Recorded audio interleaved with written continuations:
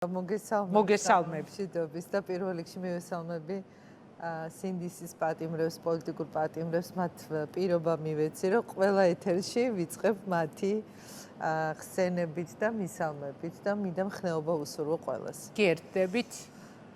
ხნეობა და მალე თავისუფლება. მხარდაჭერისთვის, რასაც ისინი სულ გრძნობენ თქვენგან, ეს ძალიან მნიშვნელოვანია მათთვის. ეხლა დღევანდელ ღიმილი არ მშორდება დღეს, იმიტომ რომ ასეთი კარიკატურული სიმულაცია თან შეფუთო თანამდებობიდან გათავისუფლება ნეგატიური ამბავი რაღაცა ამაღლებულ პოზიტიურ ამბავს და თან ესე უშინაარსოდ გააკეთო ეს როგორც გააკეთეს დღეს, ნუ აი ხა კრიტიკას ვერ უძლებს.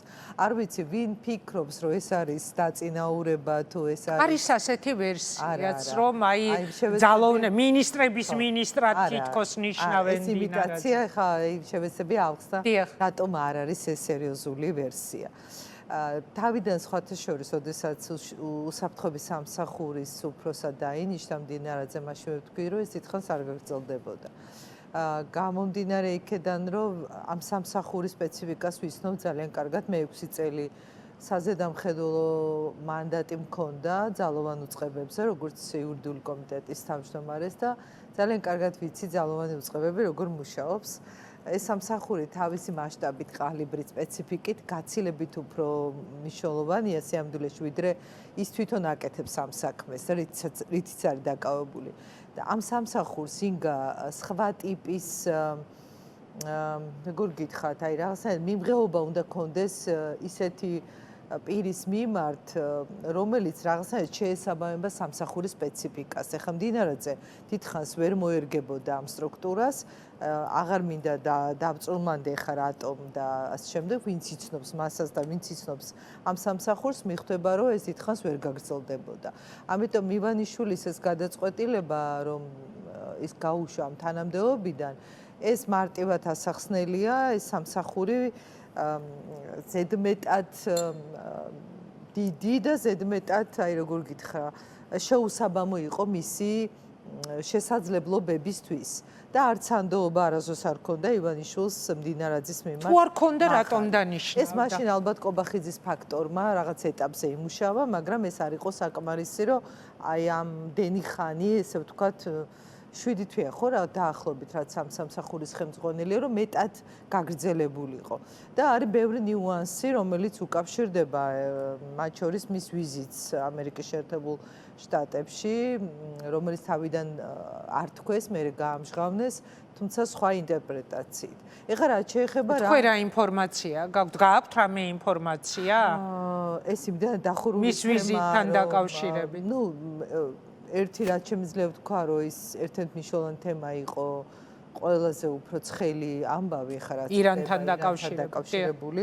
თან ჩვენი უსაფრთხოების სამსახური მაინც მიუხედავად იმისა, რომ მთლიანად ქართული ოცნება რაღაცა ჰიბრიდულ ომის პროცესია დასავლეთთან და მათ შორის სტრატეგიულ პარტნიორ ქვეყანასთან, რომელთაც გაწყვეტილია ხა ეს ურთიერთობა ამერიკის შეერთებულ შტატებთან, მაგრამ რაღაცა თანამშრომლობის გარკვეული თუნდაც მინიმალური ბმა მაინც არსებობს ისეთ თემებზე, როგორიც არის ტერორიზმის წინააღმდეგ ბრძოლა და ასე შემდეგ, ასე შემდეგ. მოკლედ ძალიან რთულ თემებს რომ არ შევეხო, ეხლა გეტყვით ამ მოგონილ ახალ სამსახურს, რომელიც არის სრულიად არასერიოზული და რატომ? ჯერაც ერთი, აი ნახეთ, თუ ეს არ არის იმისთვის გაკეთებული, რომ გადაფარო მდინარაძის მოხსნა თანამდებობიდან, რატო უნდა გჭირდებოდეს ისედაც დამძიმებულ ინსტიტუციებში და ისაც გაბერილ სახელმწიფო სტრუქტურაში, ხომ ჩვენი მთავრობა არ არის მარტივი, მოქნილი და მცირე, გაბერილია ამ პატარა ქვეყნისთვის, რომ მოიფიქრო ახალი სამსახური. ანუ ვერ მოუძებნეს მას ვერაფერი ვერსად და შექმნეს რაღაცა პროსტო უნდა შეიქმნას მომავალში. დღეს სახელი გვითხრეს მხოლოდ, რომ არ არსებულია ჯერჯერობით არასდროს არ ყოფილა.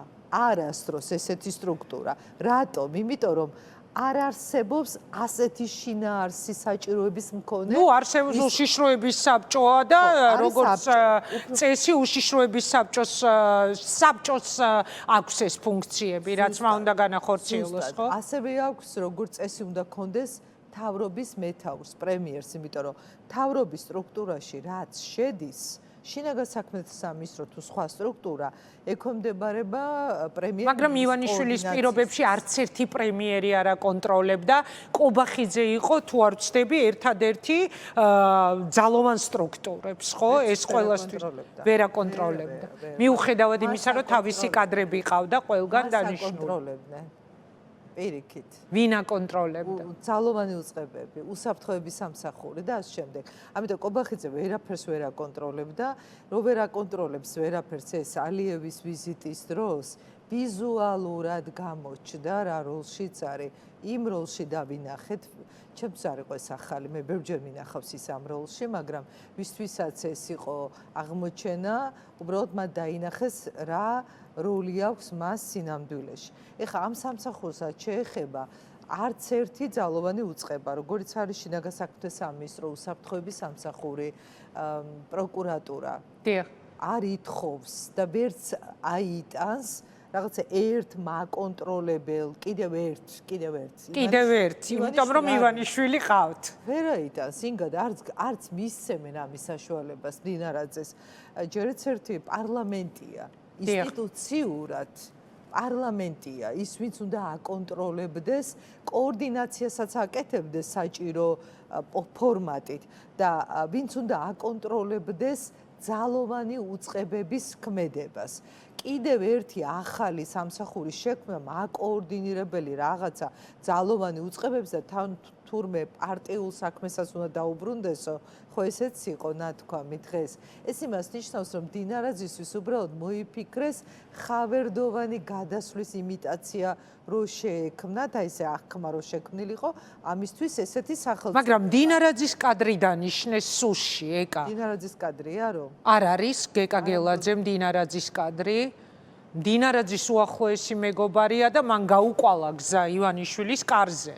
თქვენ არ მეთანხმებით. შეიძლება მას აქვს კარგი ურთიერთობა გელაძესთან, მაგრამ არ აქვს ის გავლენა დღეს, რომ ასეთი გადაწყვეტილებები მიიღოს. და მე მგონია, რომ საერთოდ სისტემა დღეს მუშაობს ყველაზე მახინჯი ფორმით, ვინ ვის ნიშნავს, სად ნიშნავს, ეს კიდე არ ვიცი, ცალკე ალბათ გასარკვევი ამბავია და მოგვიანებით უფრო მეტად გამოჩნდება, როგორ ინიშნებიან საერთოდ თანამდებობაზე ადამიანები. ეხლა მგონია, რომ რაღაცა ნაჩქარები გადაწყვეტილება იყო მიღებული